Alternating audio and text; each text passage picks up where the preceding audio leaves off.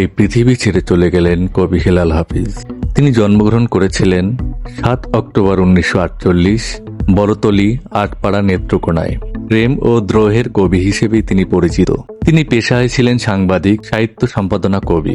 দৈনিক পূর্বদেশে 1972 সালে, দৈনিক দেশ 1976, দৈনিক যুগান্তরে তিনি সর্বশেষ কাজ করেছেন।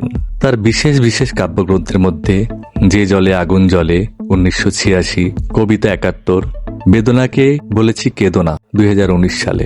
উল্লেখযোগ্য কবিতার মধ্যে নিষিদ্ধ সম্পাদকীয়, অগ্রুৎসব, প্রত্যাবর্তন, কবি ও কবিতা, ক্যাকটাস, উপসংহার, একটি পতাকা পেলে। বিখ্যাত পংক্তির মধ্যে এখন যৌবন যার মিছিলে যাবার তার শ্রেষ্ঠ সময়, এখন যৌবন যার যুদ্ধে যাবার তার শ্রেষ্ঠ সময়। তিনি জাতীয় পুরস্কার না পেলেও বেশ কিছু পুরস্কার পেয়েছিলেন, যেমন যশোর সাহিত্য পরিষদ পুরস্কার 1986 সালে, আবুল মনসুর আহমদ সাহিত্য পুরস্কার 1987 সালে, বাংলা একাডেমি পুরস্কার 2013 সালে।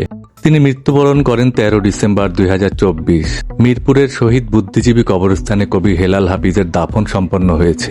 14 ডিসেম্বর শনিবার বিকাল 3টার দিকে তাকে সমাহিত করা হয়।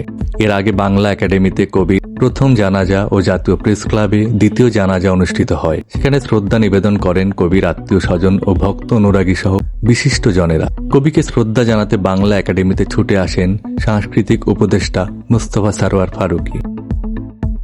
হেলাল হাফিজ কোনো পুরস্কার পাননি বলে আক্ষেপ প্রকাশ করে তিনি বলেন, কবিতার মধ্য দিয়ে বেঁচে থাকবেন পাঠকের হৃদয়ে। কবির ছোট ভাই নেহাল হাফিজ বলেন, দাদার কবিতা, চরিত্র ও ব্যক্তিত্ব একাকার ছিল।